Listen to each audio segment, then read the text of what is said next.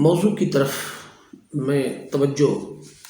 مبذول کروانا چاہتا ہوں۔ جیسا کہ میں نے عرض کیا کہ ہر طبقہ تباہ حال ہے، جس طرح ہر شعبہ بری طرح متاثر ہے، اسی طرح مذہب کا شعبہ جو ہے وہ بھی انتہائی بری طرح متاثر ہے۔ مذہب کے شعبے کے اندر جو ذمہ داران ہیں، جن کو ہم علماء کہتے ہیں، ان میں دو طبقات پائے جاتے ہیں، ایک علماء حق ہیں اور ایک علماء سو ہیں۔ علماء سو کا کردار جو ہے وہ بہت زیادہ سوشل میڈیا پر ہے، اور علماء حق کی تعداد بہت کم ہے، اور اس کی بات کو اتنا توجہ نہیں دی جاتی، اور ہمارے بھی کچھ قصور ہیں۔ سوشل میڈیا کا ہمیشہ سے ایک اصول رہا ہے کہ نیگیٹو تھم نیل اور فوری طور پر آنکھوں کو متاثر کرنے والا تھم نیل اور ایسی بات جس کے اندر تھوڑا سا تماشا کا اندازہ موجود ہو، تماشائی انداز موجود ہو کہ یہ تماشا کیسا ہے، ہم اس کو فوراً فالو بھی کرتے ہیں اور دیکھتے بھی ہیں، اور جہاں مثبت بات ہو رہی ہو، ہدایت کی بات ہو رہی ہو، نصیحت کی بات ہو رہی ہو، وہاں ہم اس کو اہمیت نہیں دیتے۔ یہ کچھ مزاج ہمارا بھی ہے۔ لہٰذا وہ جو تماشائی مزاج ہے، بازاری مزاج ہے، اس بازاری مزاج سے کچھ لوگ فائدہ اٹھاتے ہیں، اور اپنی ویورشپ کو بڑھانے کے لیے وہ نہیں دیکھتے کہ مذہب کا کیا نقصان ہو رہا ہے، ملک اور قوم کا کیا نقصان ہو رہا ہے، میں یہ بات پازیٹیو کر رہا ہوں یا نیگیٹو کر رہا ہوں۔ ان کے سامنے صرف ایک ہی مقصد ہوتا ہے کہ کسی طرح ہماری ویورشپ بڑھے،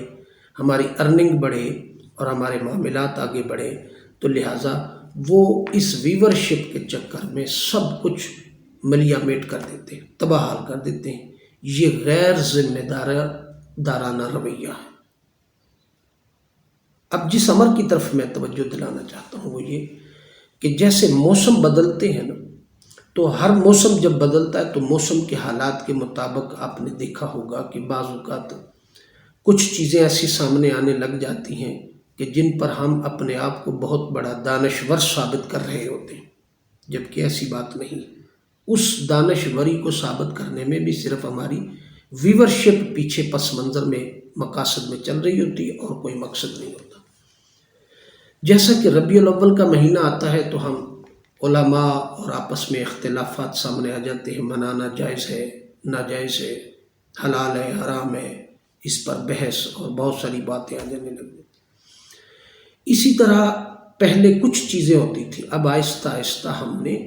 وہ جو اختلافات، علمی اختلافات تھے، اب ہم نے ان کو علاقہ اختلافی مسائل بنا کر کے ہم نے سوشل میڈیا پر لے آئے۔ ان میں سے ایک مسئلہ رمضان المبارک جب بھی شروع ہوتا ہے تو رمضان المبارک کے شروع ہوتے ہی دو چار مسائل بڑی تیزی کے ساتھ چلتے ہیں۔ یہ پہلے نہیں تھا، یہ پچھلے 4-5 سال سے 6 سال سے یہ کام اب شروع ہو گیا ہے سوشل میڈیا پر، پہلے نہیں تھا۔ یہ 4-5-6 سال سے زیادہ کام اب رمضان المبارک میں بھی شروع ہو گیا۔ پہلے اور ٹاپک چلتے تھے، اب یہ بھی شروع ہو گیا بہت زیادہ سوشل میڈیا پر۔ 10 سال لگا لیں، اس سے زیادہ کا عرصہ نہیں، اس سے پہلے نہیں تھا،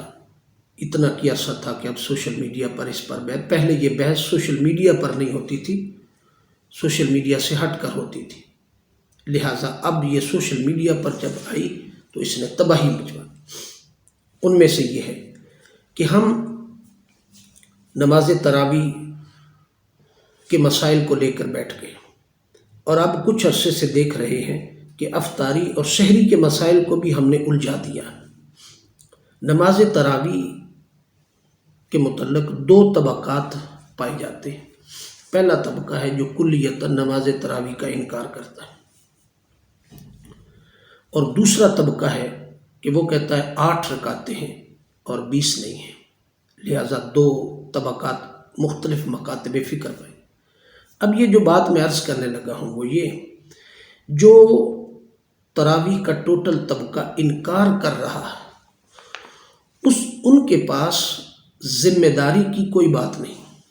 اور نہ وہ انکار کر کے سوشل میڈیا پر بحث کو لا کر کے خدمت اسلام کا کوئی فریضہ سر انجام دے رہے، قطعا نہیں۔ وہ کیا کر رہے ہیں؟ وہ جو انکار کر رہے ہیں وہ اس بات کو دلیل بناتے ہیں کہ اس کو باجماعت نماز تراویح کو باجماعت شروع کرنا یہ سیدنا حضرت عمر رضی اللہ تعالیٰ عنہ کا فرمان ہے اور آپ کے دور میں شروع کی گئی، لہٰذا چونکہ کچھ لوگوں کا اہل بیت اور صحابہ کے درمیان اختلافات کی بنیاد پر انہوں نے ٹوٹلی اس بات کا انکار کر دیا، چونکہ حضرت عمر نے اس کا حکم دیا ہے رضی اللہ تعالیٰ عنہ، تو لہٰذا ہم اس کو نہیں پڑھیں گے۔ وہ ٹوٹلی اس انکار پر، اس بنیاد پر اس کا انکار کر رہے ہیں۔ اور پھر علمی بات کی طرف جائیں تو پیچھے بس یہ دلیل دیتے ہیں کہ آقا دو جہاں صلی اللہ تعالیٰ علیہ وسلم نے اس کو جماعت کے ساتھ حضور نے اپنے زمانے میں نہیں پڑھا، تو لہٰذا بعد میں اس کو کیوں نافذ کیا گیا، بدعت حس قرار دے دیا گیا کہ یہ بدعت ہے، ناجائز ہے، فلاں فلاں فلاں، اس پر معاملہ۔ اب اس پر 2-3 مکاتب فکر آپس میں بحث اور الجھاؤ کی فضا پیدا کر دی گئی اور مناظرے کی کیفیات پیدا کر دی اور سوالات کر دیے گئے ہیں کہ حضرت آقا دو جہاں صلی اللہ علیہ وسلم کے زمانے میں نہیں پڑھی گئی، تو پھر سیدنا صدیق اکبر رضی اللہ کے زمانے میں نہیں پڑھی گئی، تو پھر حضرت عمر نے کیوں ہے؟ اب یہ ساری باتیں اکٹھی کر کے اس کا انکار کا سبب بن گئی۔ میں علمی دلائل کی طرف تو قطعاً جانا نہیں چاہتا، میں تو صرف احساس ذمہ داری کو آپ کے سامنے رکھنا چاہتا ہوں، اور احساس ذمہ داری اپنے معزز محترم اور محتشم علماء کرام کی خدمت میں کہ اپنی ذمہ داری کا، اپنے منصب کی ذمہ داری کا احساس کرتے ہوئے، اب یہ معاملہ علمی اختلاف کا تھا، اس کو سوشل میڈیا پر الجھا کر کے نوجوان نسل کے ذہن کے اندر مختلف قسم کے سوالات پیدا کرنا یہ ہمارا کام نہیں تھا، بجائے کہ ہم علماء آپس میں بیٹھ کے اس مسئلے کو حل کر لیتے ہیں۔ ہم اس طرف نہیں گئے اور اس طرف جانے کی کوئی فضا بھی نہیں ہے، ماحول بھی نہیں ہے، لہذا ہم اس طرف نہیں گئے۔ ہم نے کیا کیا؟ اب صورتحال اس طرح ہے کہ جو ٹوٹلی انکار کر رہے ہیں کہ نماز تراویح نہیں ہے، ان کے پس منظر اور حالات کو دیکھیں تو آقا دو جہاں صلی اللہ تعالیٰ علیہ وسلم نے 3 دن مسجد نبوی میں آپ نے نماز تراویح صحابہ کے ساتھ پڑھی، اور تیسرے دن جب آقا دو جہاں صلی اللہ علیہ وسلم نہیں تشریف لائے تو صحابہ انتظار میں بیٹھے رہے، تو صبح پوچھا آقا علیہ السلام کی خدمت اقدس میں،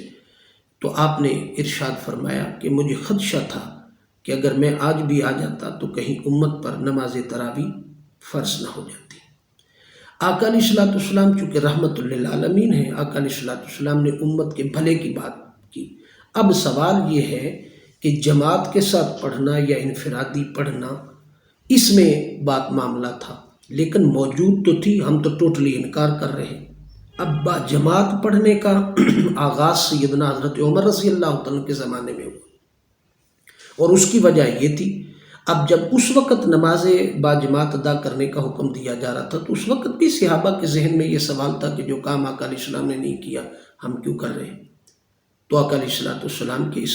عمل مبارکہ پر ہم اپنی رائے کیوں دے رہے ہیں؟ تو لہٰذا حضرت عمر رضی اللہ عنہ سے فرمایا کہ بدعت حسنہ ہے، عمل خیر ہے، تو لہٰذا جب عمل خیر ہو تو وہ قرآن کی، سنت کی اور اطاعت مصطفیٰ صلی اللہ علیہ وسلم کے عمل تابع ہوتا ہے۔ لہٰذا موجود تھا کہ نماز تراویح تو موجود ہے، مگر اب اس کو دیکھا کہ جب لوگ غفلت کا شکار ہو رہے ہیں،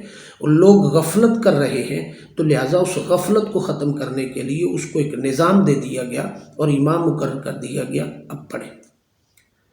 اب آقا علیہ السلام کے زمانے کے اندر غفلت کا پہلو تو نہیں تھا، سارے صحابہ جو ہی نماز کا وقت ہوتا مسجد میں تشریف لاتے۔ اب ہماری جیسے حالات اور واقعات تو نہیں، تو وہ تو آئیڈیل زمانہ تھا، اس جیسا آئیڈیل زمانہ دنیا میں نہ ہوگا، نہ تھا،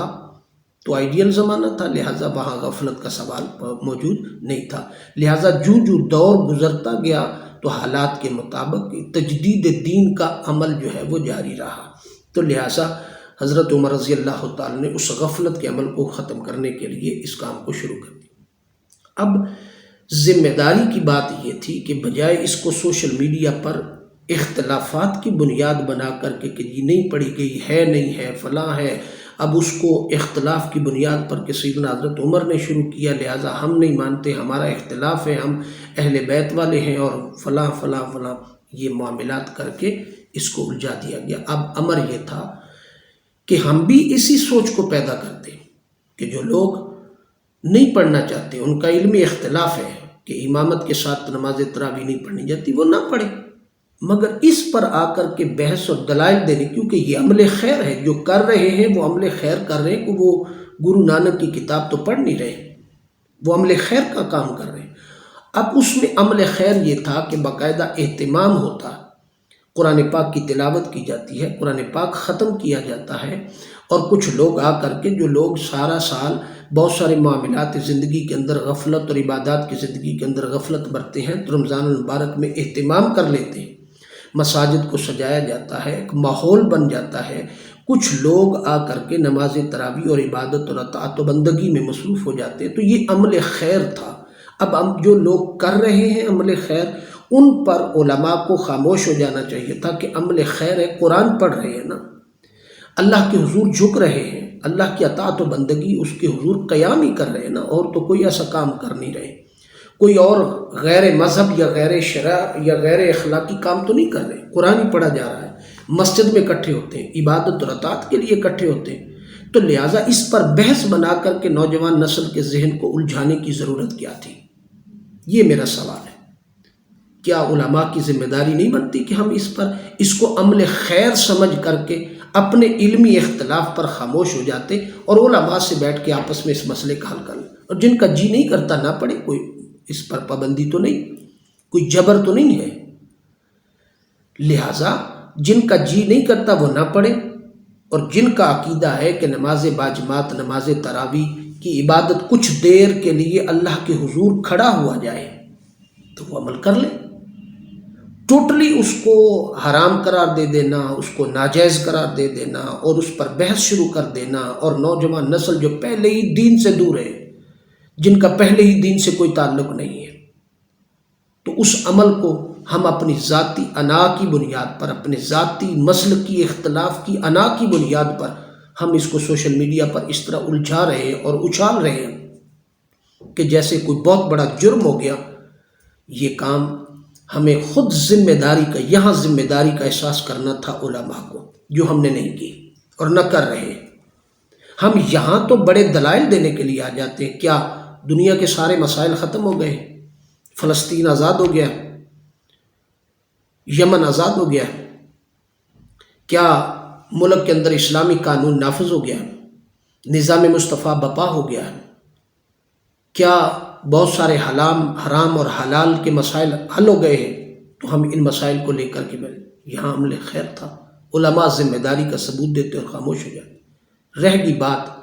8 رکعتوں والوں کی، 8 رکعت والے بھی کہتے ہیں کہ یہ فلاں کیا تھا، وہ کبھی قرآن کی طرف جاتے ہیں، قرآن و سنت کی طرف جاتے ہیں، کبھی حدیث کی طرف جاتے ہیں، اور کبھی صحابہ کے عمل کی طرف جاتے ہیں۔ میں یہاں یہ بھی عرض کروں گا کہ یہ بھی معاملہ سوشل میڈیا پر الجھاؤ کا معاملہ نہیں تھا۔ اگر آپ یکسوئی کے ساتھ، اگر آپ کا عقیدہ ہے، آپ کا مسلک ہے، آپ کا علمی معاملہ ہے کہ آپ 8 رکعتیں پڑھ کر کے اللہ کے حضور اطاعت و بندگی قرآن سن سکتے ہیں، اس کے حضور خشوع و خضوع پیدا کر سکتے ہیں، تو آپ 8 پڑھ لیں، پڑھ تو رہے ہیں نا، اس پر الجھاؤ۔ حالانکہ میں خود حنفی المسلک ہوں، میں خود 8 کا قائل نہیں ہوں، میں نماز تراویح 20 کا قائل ہوں، ہم 20 ہی پڑھتے ہیں۔ میں حضور سیدی شیخ الاسلام پروفیسر ڈاکٹر محمد طاہر القادری کے جوتے سیدھے کرنے والوں میں سے ہوں، اور نماز تراویح 20 کے بے شمار دلائل موجود ہیں، بخاری اور احادیث میں موجود ہیں۔ نماز تراویح کا عمل بذات خود 20 ثابت کرتا ہے۔